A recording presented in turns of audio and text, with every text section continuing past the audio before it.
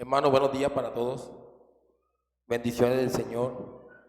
Siempre es mi oración a Dios para que cuando se predique la palabra desde este lugar, el Espíritu Santo se glorifique en la vida de cada uno y cumpla su propósito de edificación en el corazón de nosotros.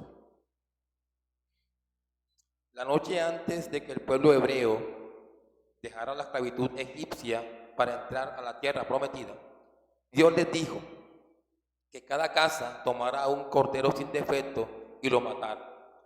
Y luego dijo, y tomará de la sangre y la pondrá en los dos postes y en el dintel de las casas en que lo han de comer. Éxodo 12:7.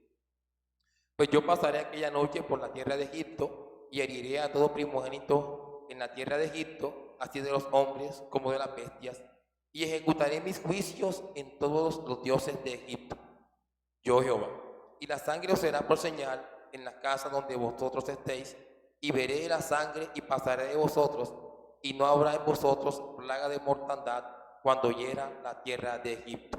Éxodo capítulo 12, versículos 12 y 13. Y ese mismo día, Dios libraría de la muerte al pueblo de Israel, mientras que los primogénitos de los egipcios no contaron con la misma suerte. Hasta el día de hoy, cerca del principio de abril, el pueblo judío recuerda aquella noche, que se conoce como Pesach, la gran fiesta de la Pascua. Los judíos celebraban muchas fiestas: Pascua, la fiesta de los panes sin levadura, la fiesta de Pentecostés, la fiesta de las trompetas, etc. La Pascua era la primera fiesta del calendario judío, la cual se celebraba cada año en el mes primero, a los 14 del mes, entre las dos tardes, según Levítico capítulo 23, versículo 5. En ella, todas las familias de Israel conmemoraban la liberación de la nación de Egipto con el sacrificio de un cordero sin mancha. Celebraban el ser librados del juicio de Dios, en el sentido de que su ira pasaría sobre ellos y no les tocaría. 4 días antes de esta celebración, cada familia de Israel debía seleccionar un cordero sin mancha y separarlo del resto de los rebaños hasta la Pascua, cuando el cordero debía ser sacrificado, según Éxodo capítulo 12, versículos 3 al 6. Los registros históricos indican que como 1/4 de millón de corderos eran sacrificados en una típica jornada de Pascua, requiriendo cientos de sacerdotes para llevar a cabo la tarea. Éxodo capítulo 12, versículo 6. Veamos ahora entonces cuáles eran las condiciones que debía cumplir el Cordero Pascual y todo el proceso que se debía llevar a cabo en cuanto a este animal que habría de ser sacrificado durante la celebración de la fiesta judía de la Pascua en el Antiguo Testamento. Según Éxodo capítulo 12, versículo 5, el Cordero debía de ser sin defecto, sin tacha. Según Éxodo capítulo 12, versículo 6, el cordero debía ser inmolado. Según Éxodo capítulo 12, versículo 7, su sangre debía ser rociada. Según Éxodo capítulo 12, versículo 8, su carne debía ser pasada por fuego, ya que serviría de alimento. Según Éxodo capítulo 12, versículo 46, el cordero no se le debía quebrar ni un solo hueso. Vemos entonces que la lección de la Pascua era la liberación del juicio de Dios, que el juicio de Dios exigía, que era la muerte, y esta liberación venía por la muerte de un sustituto inocente. Obviamente, toda esta sangre derramada y todos esos animales sacrificados en realidad no podían expiar el pecado del pueblo definitivamente. Es por eso que debían repetir los sacrificios una y otra vez, una y otra vez y una y otra vez para recibir el perdón. Hebreos capítulo 10, versículo 4 dice, porque la sangre de los toros cabríos no puede quitar los pecados. Así que todos los sacrificios realizados, toda esa sangre que fue derramada en el antiguo pacto, tenía la intención de mostrar al pueblo de Dios que el pecado no puede quedar sin castigo, que Dios no es indiferente al pecado de los hombres, pero que Él habría de proveer un sustituto de tal manera que Él pudiera otorgar perdón al pecador sin pasar por alto su justicia. Entonces vemos como los corderos solo simbolizaban un sacrificio más perfecto que Dios mismo proveería para quitar los pecados de su pueblo definitivamente. Acompáñenme al texto que leyó nuestro hermano en Lucas capítulo 22. Leemos los versículos 14 al 23. Lucas capítulo 22, versículos 14 al 23. Síganme en sus Biblias, hermanos, así dice la palabra de Dios.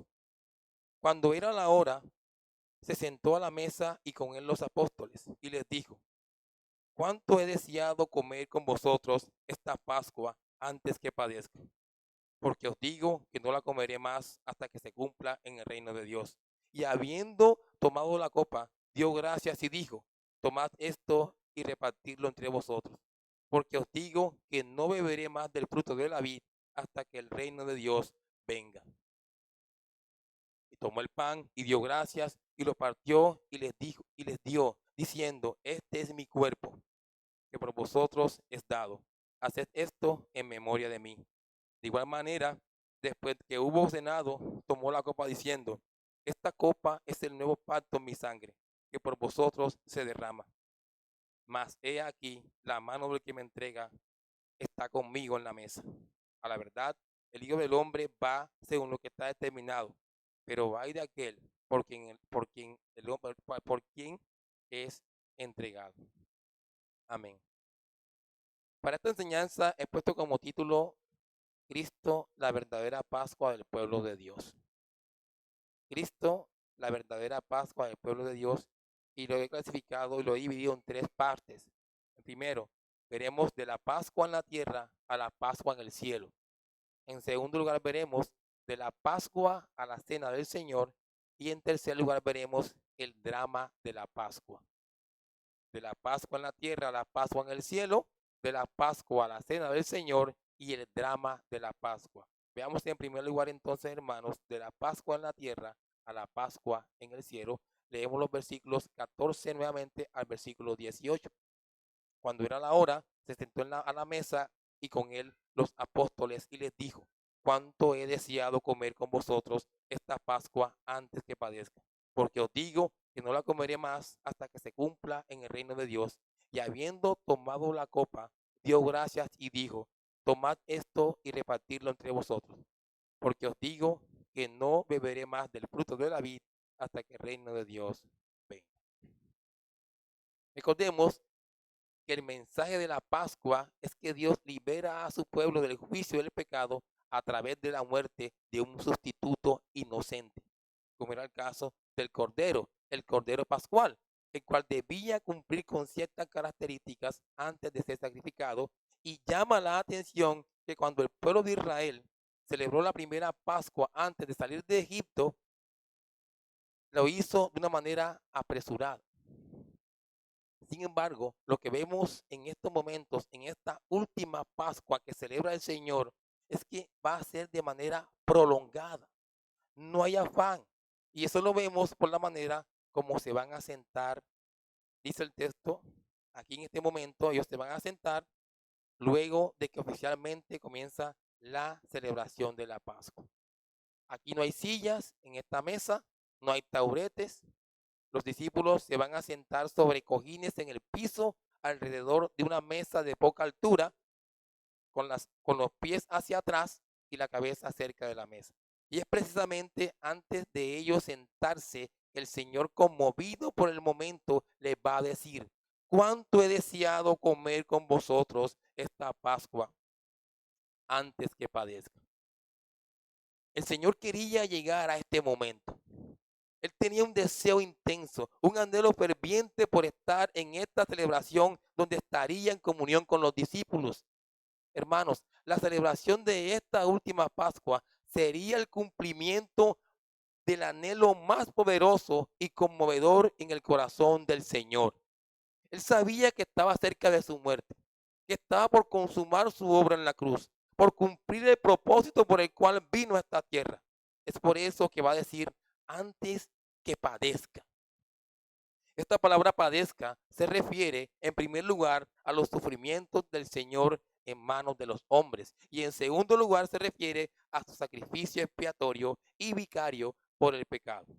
En pocas horas, el Señor pasaría de comer una vez más el cordero sacrificial de la Pascua a morir como el único y verdadero Cordero de Dios que quita el pecado del mundo. Y sin duda alguna, Él había anticipado este momento, hermanos. Toda su vida lo había anticipado. Sabía que ese momento llegaría y lo esperaba con una creciente emoción. De allí que cuando vemos los evangelios, particularmente el evangelio de Juan, el Señor estaba consciente de la última hora de su vida, de ese momento en el que él cumpliría la voluntad del Padre trazada para él y avanzaba hacia esa línea de meta enfocado en el momento en el que habría de morir. Juan capítulo 7, versículo 6 dice, mi tiempo aún no ha llegado. Juan capítulo 7, versículo 30, aún no había llegado su hora. Juan capítulo 12, versículo 27, Padre, sálvame de esta hora, mas para esto he llegado a esta hora. Juan capítulo 17, versículo 1, Padre, la hora ha llegado, glorifica a tu Hijo, para que también tu Hijo te glorifique a ti. Juan capítulo 19, versículo 30, consumado es. Todo estaba claro en él, de lo que vendría a ser en esta tierra. No hay dudas, no hay incertidumbres, no hay titubeo. Él vendría a morir en la cruz del Calvario por el perdón de los pecados de su pueblo. Versículo 16 de Lucas 22. Porque os digo que no la comeré más hasta que se cumpla en el reino de Dios. Y además de esto, el Señor le está asegurando a sus discípulos que su muerte no sería el fin. No sería el fin, ya que él habría de resucitar, subir a la diestra del Padre y luego regresar por segunda vez por su pueblo. Y esta vez ya no habrá pecado, sino una comunión perfecta entre el Cristo glorioso y su pueblo redimido perfectamente. Es allí donde la liberación de su pueblo, no de Egipto, sino de todo pecado y maldad, se habrá cumplido en toda plenitud. Es allí donde el pueblo finalmente habrá sido completamente redimido. Y es en ese estado que el Señor promete que volverá a comer la Pascua con los suyos nuevamente, no recordando la salida de Egipto, sino su victoria en la cruz del Calvario. Luego de terminar de decir estas palabras, el Señor, los discípulos se van a sentar para dar inicio, sin ninguna duda, a la celebración de la Pascua. Versículo 17.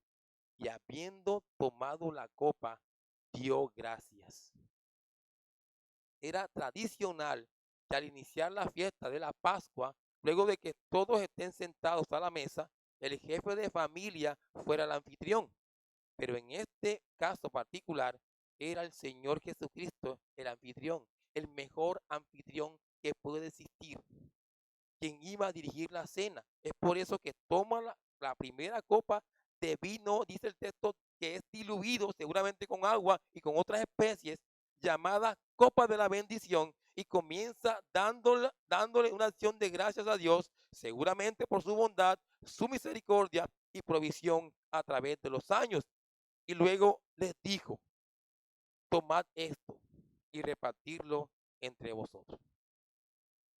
Una vez el Señor les pasa la copa y les da la orden, ellos comienzan a pasarse la copa uno al otro. Y esto es muy significativo, porque este momento está mostrando la comunión y unidad que Él tiene con sus discípulos. Ellos son el objeto de su amor. Ellos están amparados en su gracia. Él nunca los va a dejar. Él nunca los va a desamparar. Y ellos están experimentando esa realidad en carne propia al compartir con su Señor allí. Recuerden, hermanos, que el creyente no solamente está pensando en la vida eterna. El creyente está llamado a tener comunión con Dios aquí y ahora. Y también a tener comunión con Dios en la eternidad, hermanos. Una comunión perfecta. Ese es el anhelo del creyente. Comunión con Dios aquí una vez que creo en Él. Y comunión con Él en la eternidad. Eso es lo que el creyente espera. De allí que las siguientes palabras deben llenar a los discípulos y a todos los creyentes de esperanza y consuelo. Porque os digo, versículo 18, que no beberé más del fruto de la vid hasta que el reino de Dios venga. Estas son palabras similares a las que ya digo en el versículo 16, indicando que por el hecho de que el Señor muera y se acabe la comunión continua que han tenido con Él sus discípulos en esta tierra, eso no significa que ha llegado el fin y que más nunca se volverán a ver. Eso no significa eso. Esto significa, hermanos, algo seguro para ellos, algo seguro para el creyente que sufre, que tiene dificultades. Estas son palabras seguras. ¿Y qué es? Y es que estarán con Él en la eternidad. Experimentarán una comunión perpetua y perfecta con su Señor, donde el pecado ni la debilidad humana será un estorbo. Ni siquiera los malos estarán allí molestando. Será un momento sublime y santo cuando se reúnan nuevamente el Señor con sus discípulos y su pueblo en general redimido y experimenten la Pascua en toda plenitud. ¿Qué momento tan glorioso sería eso? Por eso les decía que estas palabras del Señor deben llenar a los discípulos y a los creyentes de esperanza y consuelo. Hasta aquí entonces nuestro primer punto. Veamos en segundo lugar, de una manera un poco más amplia, el segundo punto, de la Pascua a la cena del Señor. De la Pascua a la cena del Señor. En estos momentos, durante la celebración de la Pascua, el Señor no va a apuntar al animal, al sacrificio del Cordero Pascual, sino que va a apuntar a algo más glorioso y perfecto, hacia sí mismo, hacia su sacrificio y muerte en la cruz del Calvario. Versículo 19. Y tomó el pan y dio gracias y lo partió y les dio, diciendo, esto es mi cuerpo, que por vosotros es dado. Haced esto en memoria de mí. Versículo 20. De igual manera, después que hubo cenado, tomó la copa diciendo, esta copa es el nuevo pacto en mi sangre, que por vosotros se derrama. Ahora, cuando el Señor y sus discípulos terminan de cantar el Salmo 103 y 114, llamado la primera parte del Jalel, toma el pan sin levadura y le da gracias a Dios, para así repartírselo a sus discípulos, diciéndoles al mismo tiempo, esto es mi cuerpo que por vosotros es dado, haced esto en memoria de mí. Y luego de comer, toma la tercera copa y les dice, esta copa es el nuevo pacto en mi sangre que por vosotros se derrama. La Pascua es un ritual que ha sido repetido por el pueblo judío por más de 2000 años. Y pese al gran valor que tenía la celebración de la Pascua para los judíos en el Antiguo Testamento, esta Pascua no pasaba de ser una Pascua de reflejo, una Pascua de tipo, una Pascua de emblema, Pascua que presagiaba, que apuntaba a la verdadera Pascua, la cual sería el Señor Jesucristo mismo en su sacrificio expiatorio en la cruz, lo cual haría una sola vez para siempre. Es por eso que él aquí no está apuntando al Cordero Pascual, sino que está apuntando hacia sí mismo. Esto queda claro porque en el versículo 19 se refiere al pan como su cuerpo. ¿Sí lo ven ahí, hermanos? Y en el versículo 20 nos habla del nuevo pacto y se asocia con la copa, es decir, el vino con su sangre derramada. Ahora, al interpretar esto, tenemos que verlo si se puede ver de manera literal o de manera figurativa o simbólica. Al interpretarlo de manera literal, es considerar que el Señor Jesús estaba diciendo que los pedazos de pan que estaba entregando a sus discípulos en ese preciso momento se convertían literalmente en su cuerpo físico y que el vino que estaba tomando se convertiría en su sangre verdadera.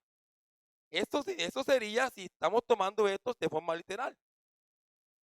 Esto es lo que enseñan en la misa. Es por eso que nosotros no celebramos la misa. La misa es un sacrificio incruento, sin sangre.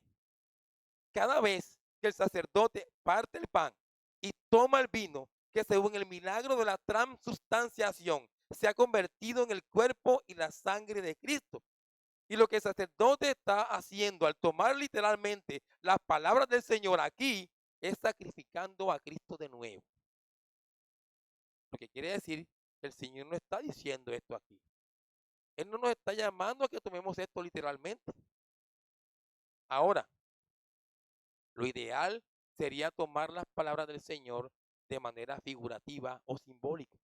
Y lo que significan es que para poder solucionar el problema del pecado de su pueblo, que era la condenación eterna, el infierno para siempre, el Hijo de Dios, la segunda persona de la Trinidad, murió en una cruz por el perdón de los pecados de su pueblo, derramando hasta la última gota de sangre por ellos.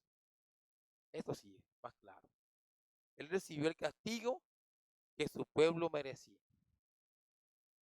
El profeta Isaías, hablando del siervo sufriente, escribió, Isaías 53, versículo 4 en adelante, ciertamente llevó él nuestras enfermedades y sufrió nuestros dolores, y nosotros le tuvimos por azotado, por herido de Dios y abatido. Versículo 5, mas él herido fue por nuestras rebeliones, molido por nuestros pecados. El castigo de nuestra paz fue sobre él, y por su llaga fuimos nosotros curados. Todos nosotros nos descarriamos como ovejas, cada cual se apartó de su camino, mas Jehová cargó en él el pecado de todos nosotros. Versículo 12, por tanto, yo le daré parte con los grandes, y con los fuertes repartirá despojos, por cuanto derramó su vida hasta la muerte, y fue contado con los pecadores, habiendo él llevado el pecado de muchos y orando por los transgresores. Y en primera de Pedro, capítulo 2, versículo 24, dice, quien llevó él mismo nuestros pecados en su cuerpo sobre el madero, para que nosotros, estando muertos a los pecados, vivamos a la justicia, y por cuya herida fuiste sanados. Y en 2 Corintios capítulo 5, versículo 21 dice, al que no conoció pecado, por nosotros lo hizo pecado, para que nosotros fuésemos hechos justicia de Dios en él. Y cabe resaltar que la deuda que el hombre tiene con Dios es de valor infinito. Es por eso que se requería un sustituto de valor infinito también, y perfecto en santidad, por lo que solo Dios hecho hombre podría ser el sustituto del hombre. Solo Dios hecho hombre. La muerte del Señor Jesucristo fue ese pago por el hombre. Como el infinito Dios encarnado, Él fue realmente capaz de llevar los pecados y sufrir la ira de Dios a favor de todos sus escogidos, rescatándolos del juicio divino al satisfacer por completo las demandas de la justicia de Dios. Qué hermoso es eso. Y esto significa entonces, hermanos, que gracias a Cristo, a nuestro bendito Señor Jesucristo, el creyente ya no teme la condenación. Ya no es un impío más caminando en esta tierra. Y una vez salvo, siempre salvo, nunca será separado de Dios. Y además espera confiadamente su segunda venida para tener por fin una comunión perfecta con su Señor en los cielos nuevos y la tierra nueva. Bien, hermanos. Y es importante tener presente que a pesar de que el sacrificio expiatorio del Señor en la cruz del Calvario se realizaría una sola vez para siempre, hermanos. Cada vez que hay misa, se está sacrificando al Señor. El creyente debe entender que el sacrificio del Señor en la cruz del Calvario se realizaría una sola vez para siempre. Fue eficaz. No se va a repetir nunca más. Él va a dejarle claro a su pueblo que debe recordar esta obra. Es por eso que les va a decir, haced esto en memoria de mí. Por eso celebramos la cena. Haced esto en memoria de mí. Era el deseo de nuestro Señor que por medio de la cena aquí instituida, la iglesia conmemorara su sacrificio y le amara. reflexionara sobre su sacrificio y le abrazara en fe, mirando hacia adelante en viva esperanza su gloriosa segunda venida. Es por eso que el creyente cuando celebra esta cena puede clamar con confianza: ven pronto, Señor Jesús. Además, vemos algo durante la celebración de esta cena muy significativo, y es que el Señor nos habla de un nuevo pacto. En el Evangelio de San Marcos y San Mateo, el Señor dice: mi sangre del pacto. Mientras que aquí en Lucas dice: nuevo pacto en mi sangre. Expresión que se remonta al Antiguo Testamento. Jeremías capítulo 31, versículos 31 al 34. He aquí vienen días, dice Jehová, en los cuales haré nuevo pacto en la casa de Israel y con la casa de Judá. No como el pacto que hice con sus padres el día que tomé su mano para sacarlos de la tierra de Egipto, porque ellos invalidaron mi pacto, aunque fui yo un marido para ellos, dice Jehová. Pero este es el pacto que haré con la casa de Israel después de aquellos días, dice Jehová. Daré mi ley en su mente y la escribiré en su corazón. Y yo seré a ellos por Dios, y ellos me serán por pueblo. Y no enseñará más ninguno a su prójimo y ninguno a su hermano diciendo: conoce a Jehová, porque todos me conocerán, desde el más pequeño de ellos hasta el más grande, dice Jehová. Porque perdonaré la maldad de ellos y no me acordaré más de su pecado.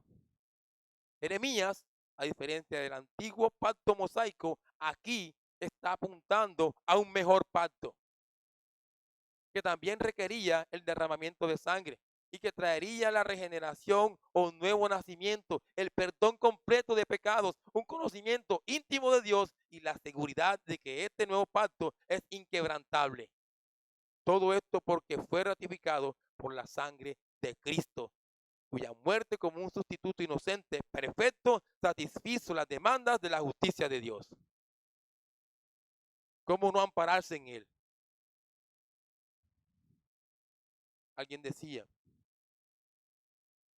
abro la cita, que la observancia regular de la cena del Señor debe ser para los cristianos un recordatorio constante del Cordero de Dios, elogio elegido por Dios, sacrificado por los pecadores, cuya muerte satisfizo las demandas de la justicia divina y cuya vida fue derramada a nuestro favor para que nuestros pecados puedan ser totalmente perdonados y para siempre. Cierro la cita. Ven, hermanos, la bendición que hay en celebrar la cena, el valor que tiene para nuestra vida y lo que significa esa celebración. Primero Corintios capítulo 11, versículos 23 al 26. Miren lo que el apóstol Pablo dice. Hace como un resumen de todo lo que el Señor dice aquí en estos momentos. Dice Pablo: porque yo recibí del Señor lo que también os he enseñado, que el Señor Jesús, la noche que fue entregado, tomó pan y habiendo dado gracias, lo partió y dijo: tomad, comed, esto es mi cuerpo que por vosotros es partido, haced esto en memoria de mí. Asimismo, tomó también la copa después de haber cenado, diciendo: esta copa es el nuevo pacto en mi sangre. Haced esto todas las veces que la bebiereis en memoria de mí, otra vez el Señor. Así pues, todas las veces que comiereis este pan y bebiereis esta copa, la muerte del Señor anunciáis hasta que Él venga. Sea que la celebres cada mes, o cada 2 meses, o cada 2 semanas, o cada semana, todas las veces que comieres este pan y bebieres esta copa, acuérdate con gozo y alegría que Dios se hizo hombre, murió en la cruz por el perdón de tus pecados, resucitó, subió a los cielos y pronto vendrá por segunda vez para estar contigo eternamente. Acuérdate de eso siempre que comas la cena. Qué confianza, anhelo y seguridad debe traer para nosotros la celebración de la cena del Señor. Qué confianza. Hasta aquí entonces nuestro segundo punto. Veamos en último lugar el tercer punto, el drama de la Pascua. El drama de la Pascua.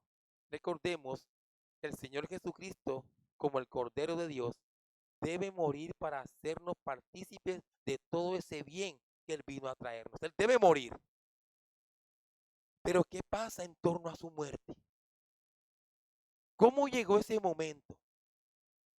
¿Qué situaciones se presentaron en torno a su sacrificio? ¿Qué debió pasar para que Él llegara a la cruz? El mismo Señor nos va a indicar qué es lo que va a pasar en este drama de la Pascua. Versículo 21 de Lucas 22. Mas he aquí, la mano del que me entrega está conmigo en la mesa. Lo primero que quiero resaltarles es que con toda seguridad, este momento que el Señor está indicando aquí ocurrió antes de la institución de la cena. Esto mismo vemos en los evangelios de San Marcos y San Mateo, donde la institución de la cena del Señor viene después del anuncio del traidor. Y en el evangelio de San Juan, en el capítulo 13, tan pronto el Señor le dijo a Judas Iscariote, lo que haces, hazlo pronto. Dejando el aposento alto, se fue seguramente a preparar todo para entregar al Señor. Ahora, la traición de Judas Iscariote fue impactante y sorprendente. Es por eso que él dice, mas he aquí. Los discípulos sabían que los dirigentes judíos odiaban a Jesús. Ellos lo sabían y que lo querían muerto. Ellos habían observado eso de primera mano durante los años del ministerio del Señor. También sabían que durante la semana de la pasión, Jesús había evitado que lo apresaran tales líderes, mezclándose con las multitudes durante el día y retirándose al monte de los olivos en la noche. Los discípulos estaban conscientes incluso de las medidas que había adoptado para mantener en secreto dónde celebraría la fiesta de la Pascua. Sin embargo, vemos que uno de sus círculos más íntimos se encargaría de entregarlo, de avisarle a sus enemigos dónde estaría. Y ese fue Judas Iscariote, en el cual Satanás había entrado anteriormente, como dice Lucas 22:3, y le había puesto en el corazón traicionar al Señor, según Juan capítulo 13, versículo 2, por lo que llegó a un acuerdo con los dirigentes judíos, los cuales le habían dado 30 monedas de plata como pago por su traición. No cabe la menor duda de que el Señor Jesucristo sabía que Judas Iscariote era quien iba a entregarle. Sin embargo, la mano de ese traidor está con la del Señor en la mesa. San Marcos en el capítulo 14, versículo 18 dice, uno de vosotros me traicionará. Y en el versículo 20 es más dramático, es uno de los 12 el que moja conmigo en el plato. El punto aquí en todo esto que estoy diciendo es que ese contexto del Señor con sus discípulos simbolizaba seguridad, paz, amistad y lealtad. Aquí era imposible pensar que alguno traicionara a otro. Era impensable eso. Pero Judas Iscariote, este perverso hombre, lo hizo. Él traicionó al Señor y el hecho de que lo hiciera en un contexto así hace de su traición algo más vil, atroz y despreciable. Para este hombre hay juicio. Este hombre no se saldrá con la suya. Versículo 22 de Lucas 22. A la verdad, el Hijo del Hombre va, según lo que está determinado. Pero hay de aquel hombre por quien es entregado.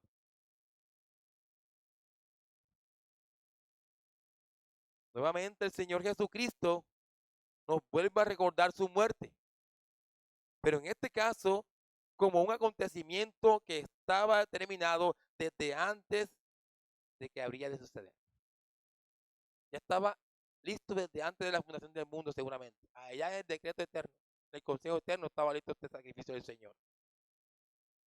Así que era necesario que él muriera en la cruz del Calvario por el perdón de los pecados de su pueblo. Era necesario.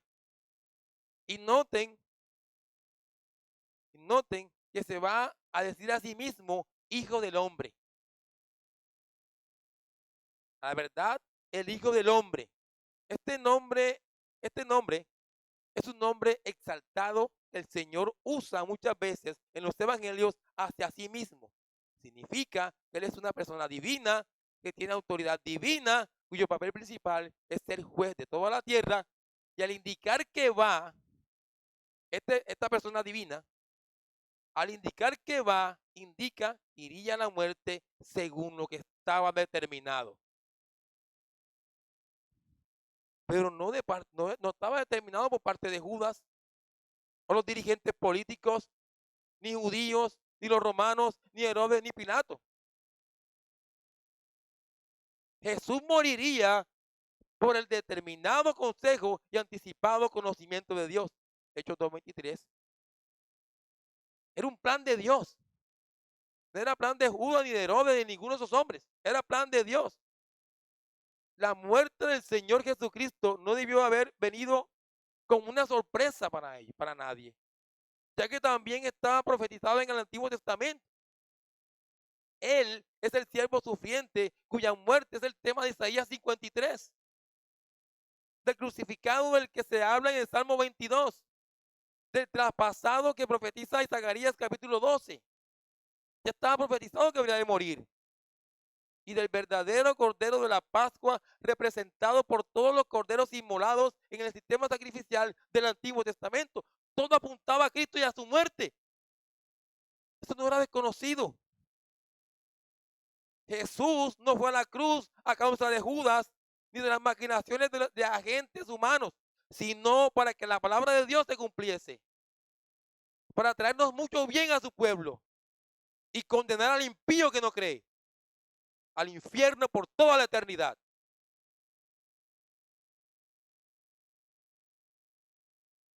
Pero, aunque Judas actuó en consonancia con la voluntad soberana de Dios, sin embargo, fue totalmente responsable por sus acciones. Jesús expresó de Judas, pero hay de aquel hombre por quien es entregado. Y San Marcos va a agregar, bueno le fuera a ese hombre no haber nacido. El Señor en estos momentos está ratificando, confirmando la culpa y estableciendo la condena del traidor. Judas nunca se arrepintió. Por eso el oráculo de maldición hacia él. ¡Ay! Oráculo de maldición, indicando con esta expresión que ese hombre era un maldito, un condenado, un reo del infierno. Judas eligió hacer lo que hizo y es totalmente culpable por esa decisión de él. Esto muestra un principio fundamental e indisoluble que encontramos en las Escrituras, la soberanía de Dios y la responsabilidad humana. Pero, a diferencia de Judas, los demás discípulos estaban profundamente consternados por la idea de la traición. Capítulo 22, versículo 23, el último versículo de Lucas 22. Entonces ellos comenzaron a discutir entre sí quién de ellos sería el que había de hacer esto. Lo que vemos en estos momentos que los apóstoles no tenían ni idea que Judas era el traidor. Ellos no sabían eso. Ahí estaba en medio de ellos, este hijo del diablo, ahí estaba, este maldito, este condenado, este impío, estaba en medio de ellos. Viéndolos como confundidos, comenzaron a sospechar de sí mismos, pero nunca de él. Dice Mateo capítulo 26, en el versículo 22, ante esta afirmación del Señor, ¿soy yo, Señor?, decía uno. En Marcos 14, 19 dice, ¿seré yo? Y en Juan capítulo 13, versículo 24 a 26, ¿quién es? Pedro, en esta porción de Juan 13, 24, le hace seña a Juan, que está cerca del Señor, para que le pregunte quién habría de ser el traidor. A lo que el Señor respondió a Juan, no a los demás, a Juan, a quien yo diera el pan mojado, aquel es, versículo 26 de Juan 13. Juan entonces pudo darse cuenta quién era el traidor aquí. ¿Sí lo ven? A quien es evidente que Juan solamente, Juan oyó la respuesta del Señor, porque mojando el pan lo dio a Judas Iscariote, hijo de Simón. Que este es el traidor. Juan lo describió, Juan lo descubrió. Y después lo despidió, versículo 27 de Juan 13. El resto de los discípulos siguen sin entender que Judas era el traidor. Finalmente, hermanos, no se desenfoquen en esto que he dicho al final, no se desenfoquen viendo al traidor de Judas Iscariote. No se desenfoquen. Quiero que sigan manteniendo su mirada en el Salvador Jesucristo. Sigan enfocados en Cristo, el Señor de gloria. Sí, Judas lo traicionó, sí lo entregó. Y las autoridades judías y Pilatos y Herodes lo escarnecieron y afrentaron hasta colgarlo en el madero, sí. Pero recuerda que todos estos eventos fueron usados soberanamente por Dios para cumplir con su propósito de salvarte.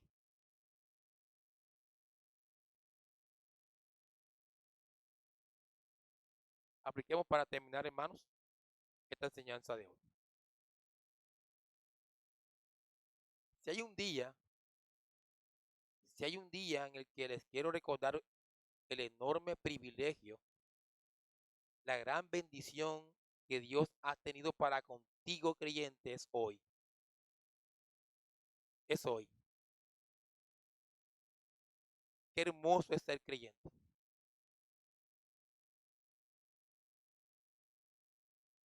No hay nada mejor en esta tierra que ser creyente. Nunca te avergüences de serlo. Nunca. Que el Señor Jesucristo, la segunda persona de la Trinidad, el Hijo eterno de Dios, se haya hecho hombre y además murió en la cruz del Calvario por el perdón de todos tus pecados, es una enorme bendición. Qué glorioso ser creyente, hermanos. Que puedas contar con tu presencia todos los días hasta el fin del mundo. ¡Qué bendición! Que tu Dios bendito nunca te va a dejar y nunca te va a desamparar, hermanos. ¡Qué bendición! Es hermoso, hermanos, saber que ninguna dificultad, que ningún sufrimiento, que ninguna enfermedad, que ningún problema que tengas te podrá separar del amor de Dios que está en Cristo. Nada de eso te separará. Oh creyente, oh creyente, qué glorioso es que el día que mueras en esta tierra, que cierren los ojos para siempre en esta tierra, despertarás en su presencia y morarás eternamente con Él en los cielos nuevos y la tierra nueva, y podrás conocer cara a cara a aquel que quiso dar su vida por ti.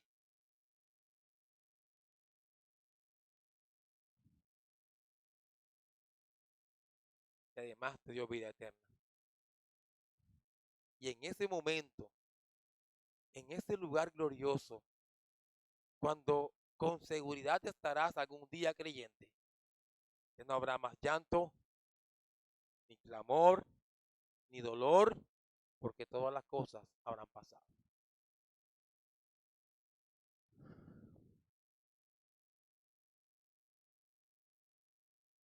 Qué hermoso. Y en segundo lugar, quiero recordarte, creyente, quiero recordarte, decirte a ti, creyente, que estás aquí, que ya tienes bien claro lo que significó para ti el perdón de todos tus pecados. Por eso, mi invitación en estos momentos es a que te apartes del pecado. Apártate del pecado. No juegues con él. No le des cabida en tu vida al pecado. No descuides la salvación tan grande que Dios te ha dado.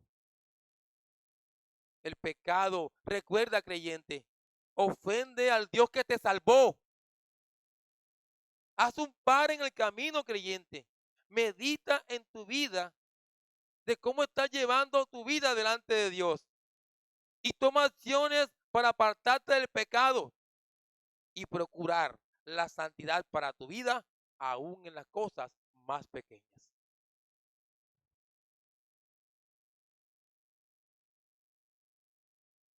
Y quiero hacer una invitación a aquellas personas que son incrédulas y que se resisten a creer,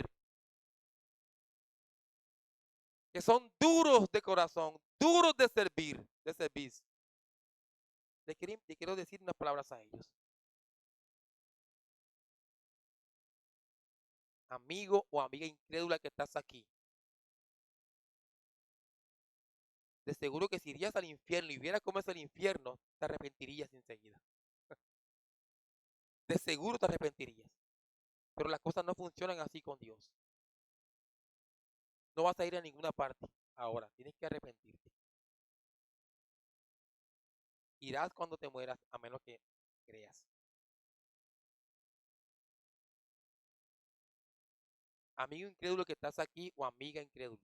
Con todo respeto te digo esto. Yo hablé ahora de la cena y de todo el bien que Cristo hizo por los creyentes. Tú no tienes nada que ver con estas bendiciones que acabo de mencionar. No tienes nada que ver. Porque tú no has creído y te has arrepentido de tus pecados. Sigues duro como una piedra. Estas bendiciones ahora en estos momentos no son para ti. ¿Acaso no has pensado que esa vida que llevas sin Cristo es sin esperanza?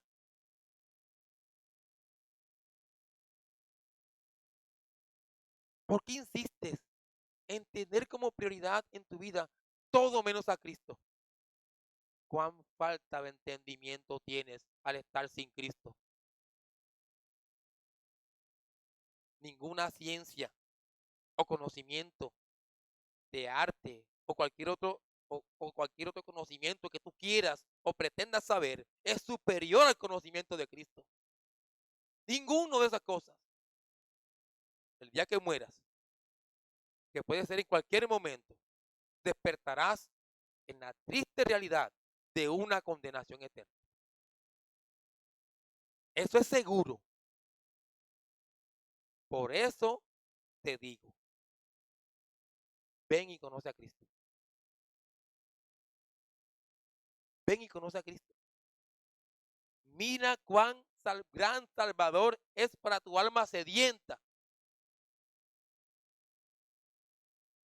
Él y solo Él te puede dar lo que tanto necesitas con urgencia, el perdón de tus pecados.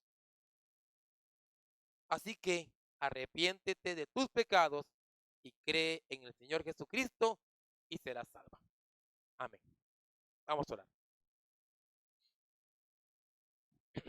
Amado Dios y Padre, gracias te damos en esta hora por este momento, Señor, que nos has concedido. ¿Quién puede ser suficiente para esta enseñanza, Señor? Cuánta grandeza hay, cuánto poder, cuánta gracia.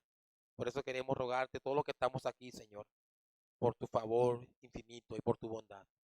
Ruego para que cada día hagas la obra en el corazón de cada creyente, Señor. Y hoy mismo, llegues al corazón de los que no creen, para que vengan con nosotros a participar de esta grande salvación que es en Cristo. Gracias por todo, mi Señor. Gloria a tu nombre por siempre. Te ruego todas estas cosas en Cristo Jesús. Amén. Bendiciones, mis hermanos.